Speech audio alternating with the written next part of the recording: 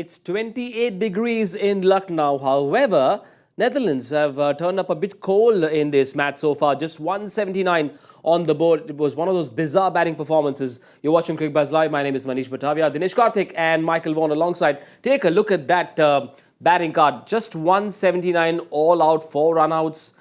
The spinners did very well as well. The 38-year-old Nabi picking up 3, Noor Ahmed 2. No wickets for Rashid Khan. Mujibur Rahman opened things for Afghanistan with that leg before wicket very early in the match. Cyber Engelbrecht, half-century maxed out, and Colin Ackerman among the runs as well. What was that from Netherlands? I think the one thing the scoreboard doesn't tell us here is the rest of the 4 which all fell to run out. That yes. was the deal breaker. When you lose 4 out of your top 5 wickets to run outs, you know, it's the game almost done there. It's not a pitch that is really tough to bat on. I think 270, 260 is kind of the score that they would have looked at, but they fell completely short of it. And, you know, it's not often, as I said, that you get blown out of the water just purely on run-outs. It's just a sad... you look at the scorecard. Yeah, I mean, it's just not a good sight as a Netherlands fan. Yep, some strange running between, some strange calls as well. Cricketing intelligence is often tested or checked at this level. Clearly missing today. Yeah, a bit of chaos. I mean, DK was right at the start of the game when he said that the Netherlands had a strong middle order, and that's been their strength. Well, their top order was good. They got off to a great start. They were 80 off for 2, and then all of a sudden the run-out started to come. And that comes from a bit of panic. You know, the spinners started to come into the equation, a bit of tweak either way. So I guess batters are kind of looking at the ball going, which way is it spinning? Before you know it, you kind of run into good shots because you're trying to rotate the strike. Credit to Afghanistan, they fielded well.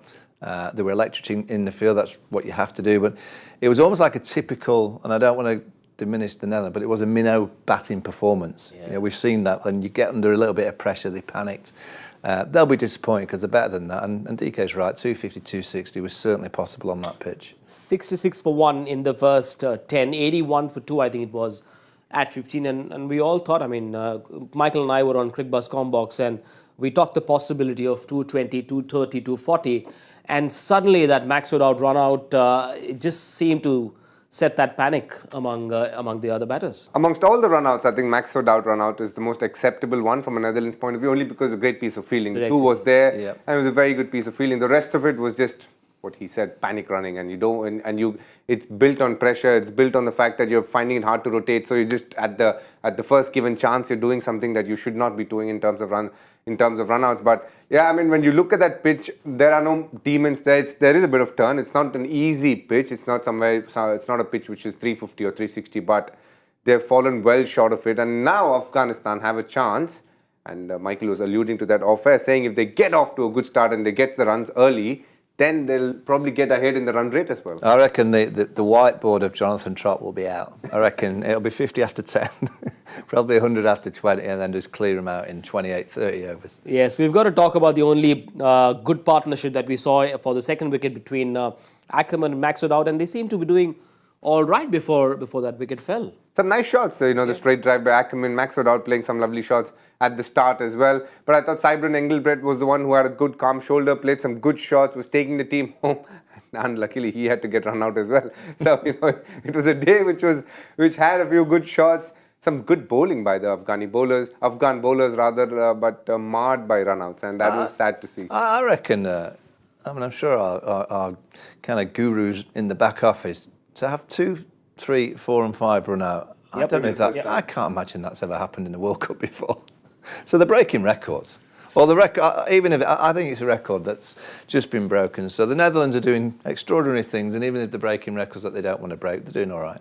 Yeah, well, Cyber Engelbrecht was the only one who was reasonably successful, 58, the top scorer. He seemed to do the basics right. Yeah, he's a good player. Yeah, rock solid. He played some nice shots, and that, you know, when you get 58 off 80, and he suddenly started, when the run-up started to go, when the wicket started to fall, he just started to go up in the gears and play some nice shots, and he found the boundary, which when I was watching him play those shots, I went, yeah, it's a decent pitch. You know, you've got a player that suddenly started to just get on the front foot, put the bowlers under pressure, which tells you that it's not as bad a wicket that we probably think it is because of the score that they've been bowled out. But when you've had 4 run-outs, it certainly never gives you the proper par score, because we don't, at the start of a game, think, this is a pitch where you get run-outs on. It's just not the conversation you have. You talk about spin, seam, bounce. So they're well short of a par score, but he played very well. Got to get DK to talk about young Ikram Ali Hill. Very, very good behind the stumps. A couple of very good catches, stumping as well. Good day for him. I think he's still a work in progress when it comes to wicket keeping. Not the smoothest and cleanest of hands. Down the leg is an area where he seems to fumble a bit, go a little late. But the catches that he took were good catches. It's always a good feeling when you're able to take caught behinds without the ball juggling in your hands, which means your hands in a good position. So from that point of view, is good. The run out was again just awareness around where the ball was again, and he kept it simple. A couple of the run outs, how he collected the ball. Just like the batsman panics, sometimes the keeper is in a hurry to do things, like in terms of taking the bails out. But in all cases, he rather did the simple things correctly, which is the sign of a good keeper. So he has skill in him, he has talent in him, but he's still definitely a work in progress. I genuinely feel he's better with the gloves than Cricbuzz, and that's why they've given the gloves to him. And Cricbuzz is somebody who runs great around the outfield as well. So it is good. It is a good effort from Ali Hill, and he is a very important part of Afghanistan, because unlike other teams, they are a team which is very dependent on spin, and for a good spinner to come through in his life, a good keeper is very, very important, because he can make certain calls, as certain 50-50 run-outs or stumpings or catches. He can get that done, and then the spinner has the confidence to go ahead and do special things as well. So they work in a pair, the spinner-keeper combination, and it was good to see him do that today. And he'll be hoping that he doesn't need to come out and bat tonight, because he'll be hoping that the top 4 finish the job. That has Rahmanullah Gurbaz as well. But before we move to Afghanistan's batting, a quick look at the bowling card as well. 4 for the run-outs, the others to the spinners. 3 to Mohammad Nabi. Noor Ahmed bowled very well as well. Didn't need to finish his quota. Mujibur Rahman got that first breakthrough, which was the leg before of Wesley Baresi. Let's first talk about Mohammad Nabi. Once again, very experienced, just kept asking questions. Yeah, he's a wily old fox, and he's been around forever. He's just got a beautiful release of the ball out of the hand. He just kind of, every now and again when he bowls those little floats, he's almost got it on a string and he just pulls it back, and the bat sees it, he goes down the wicket, and all of a sudden he goes, no, I'll just drag it back a yard. Beautiful ball. He's got an effortless action. He just makes it look very, very easy. He can fire in a little bit quicker one, just a use of the finger to get it down there a little bit faster. He got the run out as well, so he had a good day out in the field. But you look at all the spinners in the economy race, that's where the Netherlands really panicked, because they couldn't get the scoreboard ticking. Then they had to try and gamble on a run or two between the wickets. This Afghanistan side, on a pitch like this, when it's just grabbing a bit, they're quite hard to get hold of. You kind of watch and think, where are your boundary options? We saw the sweep from the skipper. We said he would sweep. Well, he lasted the ball doing so. But it's very, very difficult to continuously get the scoreboard ticking over when that quality of spin is bowling on that kind of surface. You have to have a real clear plan about where your boundary options are. I'm not too sure many of them had that clear plan of where they were going to get the boundaries. 39 dot balls in that spell for Mohammad Nabi. There's got to be a better way to play him. The art of rotating strike is slowly but steadily diminishing because of T20 cricket. They like to get those big hits, and they always focusing a lot in practice sessions on trying to maximize their potential in terms of doing power hitting. So just rotating strike is slowly an art which is dying by the day. And you can see, you can understand Netherlands plays a lot of T20 cricket, so does Afghanistan. So it's a cause and effect sort of a situation, and they practice a lot more of that. But today, in these kind of conditions, taking singles, even for the good batters, is much tougher because it's slow. And Nabi is a very, very skillful bowler. In ODI format, what he does beautifully well is he just keeps it slow a lot of the times, and the faster one is a variation. In T20, he rotates it around very differently. He bowls a lot more quicker, and then he tosses the odd one up. So he's a very good bowler, a challenging bowler, and one who has a lot of skill. And the beauty about him is the natural variation that goes straight is something that happens quite often with him if it doesn't hit the seam, and that's how he got the stumping as well. So he's a lovely bowler to watch and learn, and Michael Vaughan has been an off spinner as well, and he can tell you that he's got quite the skill there. I'm not quite the president, Nabi. Well, there was 18-year-old Noor Ahmed as well, who had to bowl only 9 overs. He kept bowling around the wicket. Michael, what was the reason for him to keep bowling around the wicket? Because he kept bowling the googly that goes away from the right hand. So he primarily was bowling like a left-arm orthodox bowler, but I think he knows that the Netherlands batters, they didn't have a clue. They didn't have a clue which way. He had 2 slips at one part because he was kind of getting those balls to go away from the right-handers. I actually thought he could have come over the wicket just to vary it a little bit more. Yeah. You know, I think he had him on toast. I don't think they had a clue. So by coming over the wicket and getting that ball coming back into the right-hander, could have brought the LBW even more into the game and then go up round the wicket. I just think sometimes, particularly in this era, they seem to get locked into plans and, you know, kind of matchups and all that. I think now and again you've just got to just keep swapping, even three per over. Yep. Why not? Picked up a couple of wickets. Noor Ahmed is slowly growing in terms of skill and in terms of experience as well. Very good bowler, good variations, but what was good to see, more often than not, he hit the length consistently. He's someone who's known to, you know, give a few boundary balls in his spell, and today he was very good. Look, the pressure is also much lesser when he came on, 5 wickets were down. It's a much easier space to bowl as a bowler. You come in when the going is good, and then it's a completely different challenge, which he's very adept as well. But today was a different kind of challenge. He picked up a couple of wickets, but have to say that he was complimented by the situation that was created by the other bowlers around him. But what was interesting is they bowled 8 overs of pace, and if they had played out this Nabi over and probably the next over, they would have had to play a lot more of pace, and you know, they didn't give themselves the chance to do that today. So it was a day when Netherlands were in a bit of a hurry in terms of running between the wickets and in terms of the way they've batted. But Afghanistan will take this result so far. That's happened in the first innings gleefully, and they'll be on with the run chase. And if they get off to a good start, you know, I guess they can do it in considerably lesser time than what they would have thought at the start of the game. Fazal Farooqi seemed to struggle a little bit because he was giving them a few boundary balls which they were more than happy to accept in the first 10. True. You know, he's the kind of bowler who's always looking to get wickets, so he pitches it up a lot more and swings the ball. So, you know, in looking for the guys who look to swing the ball, always pitch it up further. If you listen to what Michael had to say before, the good bowlers enjoy doing that. They look, when they, even if they get hit, they try and keep it at that length because that's where they get the wickets from as well. And Fazal Farooqi is looking to obviously pick up wickets up front and always looks to bowl a lot fuller. So a lot of the times he's going to go for runs as well when he doesn't pick up wickets. But that's the bargain you need to have as a captain as well. You need to understand what his strengths are and then use him accordingly. Well, only 180 to chase. Afghanistan looking to go up to their fourth win, which will take them to 8 points ahead of Pakistan on their points table. 180 only to chase. They'll fancy themselves. Clearly, the heart of Afghanistan's batting is in the top 4. It should be an easy outing for them. Yeah, it should be. But you just never know. I mean, this Netherlands side, with the off-spinners in particular, they did a job on Bangladesh just recently. They restricted South Africa. Look, I think Afghanistan should win the game, but this World Cup has thrown up a few surprises. We're due a good game. We're due a really good game of cricket, but it'll come down to the spinners. You know, I think Rolly van der Merwe, his left-armers, they're going to have to come out nicely. But they're going to have to get wickets in the first 10, get 2 or 3 wickets and try and put Afghanistan under pressure. But if Afghanistan top 6 are really in confident mood, they're all playing nicely, so it shouldn't be a problem. Yeah, well, but you know, Afghanistan seemed to enjoy chasing a lot. In the last match, we saw the whiteboard come out. They were very clinical, very methodical about the way they went. And 180 shouldn't really trouble them unless they do something silly. The whiteboard is surely coming out. That I can tell you. Whether we are able to see it or not is a question. I'm sure they have a plan, and that would be to obviously get off to a good start, which in more cases than one seals the game then and there. And then it's about how fast you can get it if you have, if you have the kind of batters that Afghanistan has. But as we've been speaking, Netherlands also have a very, very good bowling attack. They actually have some good medium pacers. Logan van Beek has been amongst the wickets up front. Paul van Meekeren has picked up wickets the last game against Bangladesh. So they have a couple of confident bowlers. Aryan Dutt has been definitely the best spinner so far.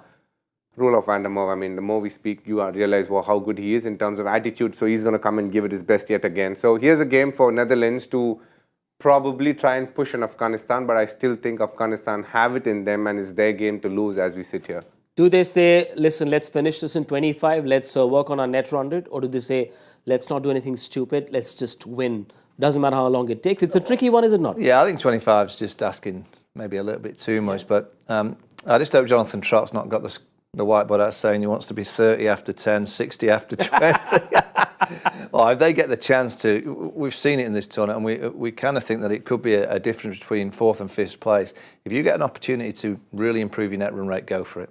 go for it. You have to make this really count. Pakistan made it count the other day. You know, I heard Mickey Arthur talking about it in the dressing room. These ICC clips that get sent out, I like seeing like the conversations and the fielding award from India. I love that chat every day. But you just get an insight, and he spoke about it in that dressing room. He said we knew that we had to make a difference, and I'm pretty sure Jonathan Trott will be saying the same to his back if they get the chance to do so. Afghanistan had some trouble with mathematics at the Asia Cup. DK, you were here. We all remember how it's troubled them, but they would have learned from that.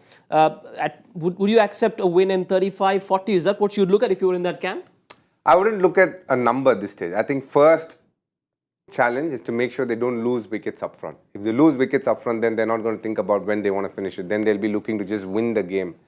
If they don't lose wickets first up and they reach whatever score it is, and they're able to play the next phase, which is 11 to 20 safe, and somewhere if they're between 85 to 100, that's when they'll start thinking, okay, if we have lost less than 2 wickets at 100, now we can try and think when we need to finish it. Till they come to that stage, when they know they've gotten into safer waters, they wouldn't think of the net run rate. At the end of the day, it's a game of cricket. Many games have been lost chasing down small totals. So they know they have to respect the game. They'll take it as it comes. But the moment they know they're safe, there is no chance they could lose after this. That's when they'll start pushing, which will come around the 100, 120 mark if they've lost lesser wickets. If they've lost more, then they'll wait and they just try to play the game off as it's supposed to be played. In 2 of their 3 wins, it's the openers that have given them a 100-plus run partnership. That's Emanullah Gurbaz and his partner Ibrahim Zadran. Take a look at that. One against England.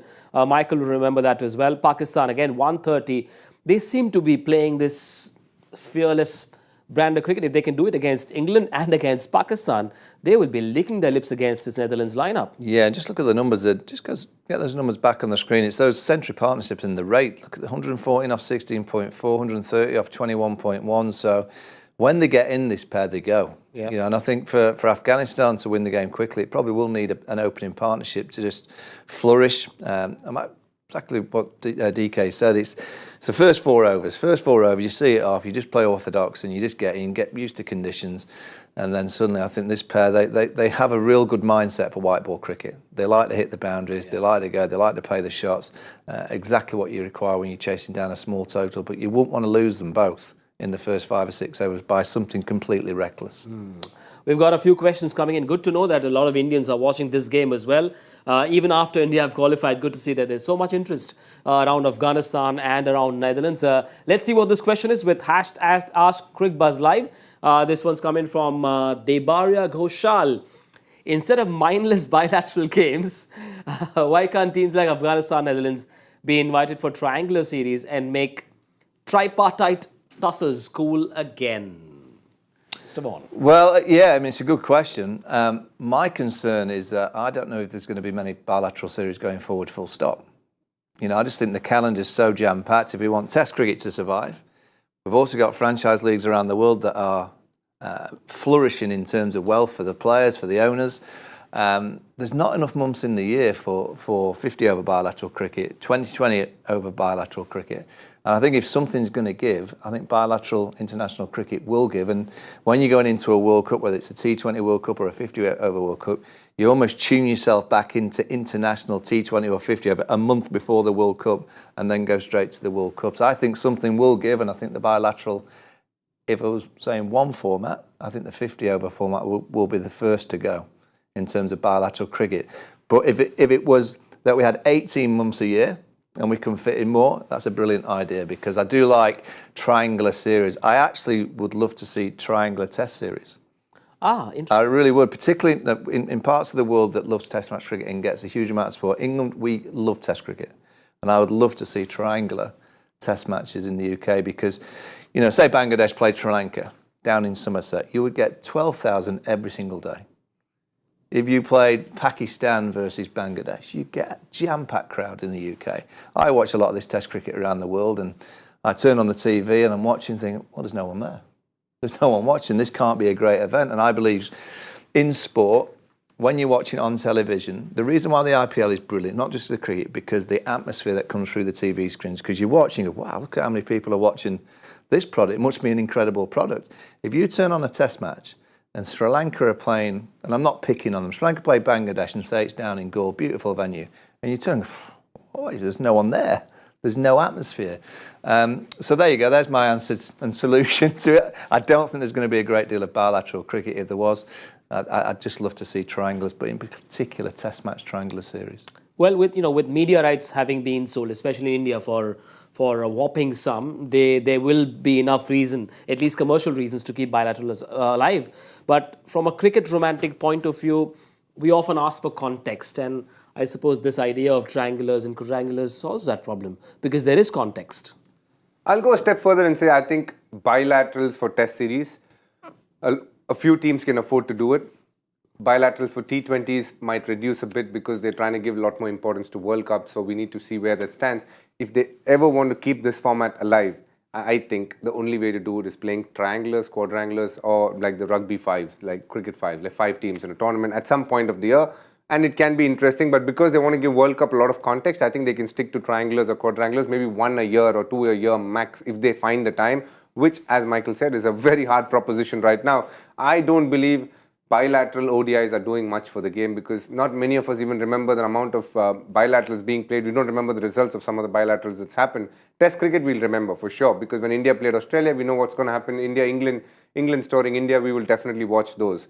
But if you put a ODI there, I don't know how many people are going to be, how many takers are going to be there for it. So it's a very tricky situation for a lot of the boards. India among one of the boards which can afford to do as they choose. But a lot of other cricketing boards don't have that as a choice. You think they look at 40 overs size instead of 50? We've got 50 over cricket, T10, T20. Now you want 40. So reduce 50 to 40 as well. All right, so you're getting 50 to 40. There's a good debate to be had about that because I think in 50 over cricket, you do have a period of 10 overs, 15 overs where it becomes a little bit boring, but people like that. Some people do enjoy that kind of, that motion of just working it into the gaps and just kind of waiting and being patient and creating a foundation for the back end of an innings. Look, I think cricket, there's so many formats and so many differentials that you almost can't please everyone, but there are enough people that love the 50 over game. There are enough people that love T10 and love T20, love Test match cricket, 2-day cricket, 3-day cricket, 4-day cricket. Something will have to give eventually. I do think there are too many formats, and eventually, for the calendar and and I know India never get any rest. I actually think cricket now and again just needs a breather. Yeah. Where actually there isn't any cricket, just for 2 or 3 weeks where we just don't having any cricket. And that's taken us out of a job, by the way, for 2 or 3 weeks a year. But I just think sometimes it can be overkill that we're just watching cricket and talking about cricket all the time. And I believe these players who get on the treadmill, yes, they earn a lot of money, but it's not easy. It's not easy continuously being under pressure with us all talking about them. And I just feel that every now and again, just a little breather would do the players and the game a great deal of good. Well, no breathers at the World Cup. 2 teams looking for that Q next to their name. New Zealand and Pakistan will be in action in the beautiful Bengaluru. New Zealand looking to get their campaign back on trail. They started off really well. Remember, at one stage they were top of the table, but they seem to have lost their way a little bit. Things have suddenly gone off the boil. They conceded 357 in their last game. The bowling's looking a bit off. What's going wrong with New Zealand? After Sri Lanka, that's a bit of a hospital ward as well. There's a lot of patients coming in and out of that. We saw Matt Henry drop. He's been replaced by Kyle Jamieson today. Yeah.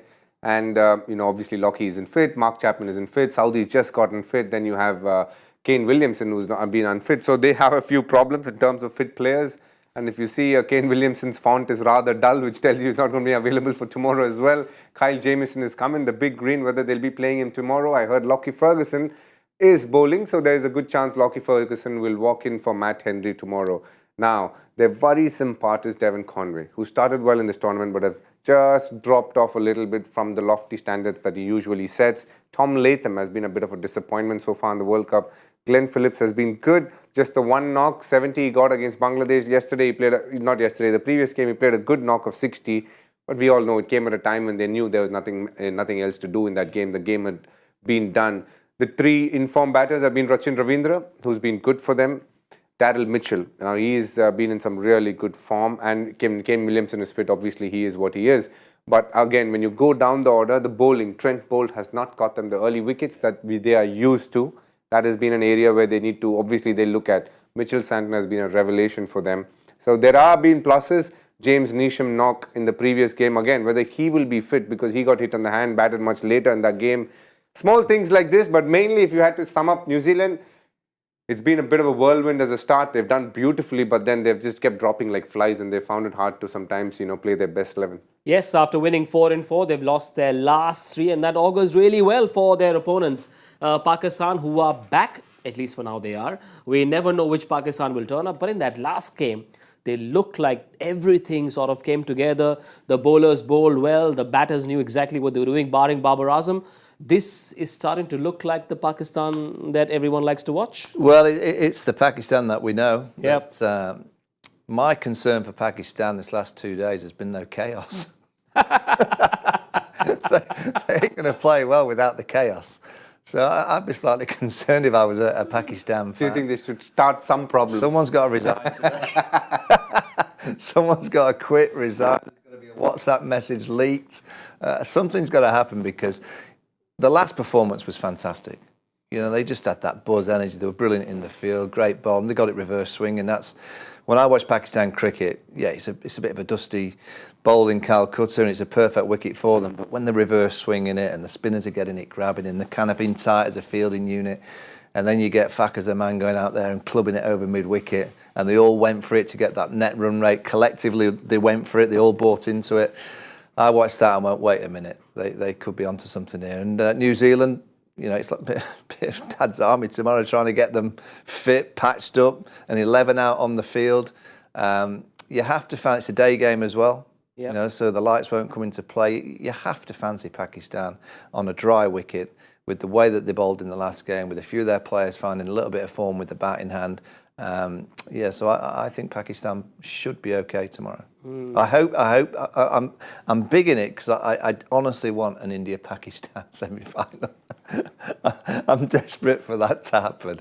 So I need Pakistan to win tomorrow to make sure that that's still a possible. After the fact that England is now probably knocked out, so you feel Pakistan-India will be the best match? Without any question, yeah. I need that big game. I know it's happened already, but a semi-final in Calcutta, India versus Pakistan. I mean, come on. Doesn't get any bigger than that. You just made a lot of people book a second semi-final ticket as well, because if it's India-Pakistan, it will be the second semi-final in Kolkata. If not, India play at the Wankhede in the first semi-final. You've also made the hotel prices in Kolkata start skyrocketing already. Do I get a bonus for that? I think you should speak to a couple of hotels there. I just want it to keep... if New Zealand wins tomorrow, I think the top 4 is pretty much sorted. I mean, if England beat Australia, and then Australia have got to play Afghanistan, Afghanistan are playing good cricket, you just never know. But I think Australia will be fine. And I think if New Zealand beat Pakistan tomorrow, it's too early for me with a week to go before the semi-finals, or a week and a bit to go before the semi, to really start thinking, the top 4 are already sorted. So the world, the ICC, everyone, we all need Pakistan to win tomorrow. So it just keeps that dream alive for everybody. Right. By the way, I like New Zealand. Can I just clarify? I do like them. I do like They'll them. edit that part. They're not going to put that out there. I do like them. You like Pakistan a lot more. Changes for Pakistan. 8 wickets to the Pacers, 2 for the spinners in that last game. Remember, they are playing in Bengaluru. Changes and 1 player to watch out for. For once, they should hold on to the same squad, I feel. They had a really good day that day, and they should just hold on to the same length. Shut up if he's fit. Who for? Oh, shut up. That's a good Khan. point. Can you just put up that Shadab Khan? I think no. No? I would stick to the same team in Bangalore. Michael, for you? I think Shadab's fit. I'd make the change. Osama Mir? Yeah. He lobbed them up in Calgary. He went for 60 odd in his 9. I don't think he had a great day. I generally usually say winning team, you go with the next game. But I think if Shadab's fit, because he offers so much with the bat, good in the field. Right. I think I'd make that one change. Players to watch out for, very quickly. For me, I'll look out for Fakhar Zaman again. And from New Zealand, my man is Devon Conway every day of the week. I really like him as a Going DC. DC. I'm going to skip a Baba. I'm going to go Baba and Daryl Mitchell. I just think he's, in particular on a good pitch in Bangalore, he's striking it down the ground beautifully. He got out trying to club a spinner out of Pune the other day, but Daryl Mitchell is playing very nicely. Right, gentlemen, good pitch to bat on in Lucknow as well. Only 180 to chase, so 10 over prediction. 62. 46. 72. May it be an early finish. Last time we were here, he said 22. Mixing things up. Just for fun. That's it for now on Cricbuzz Live. We'll see you on Cricbuzz Combox exactly after 15 overs. Bye for now.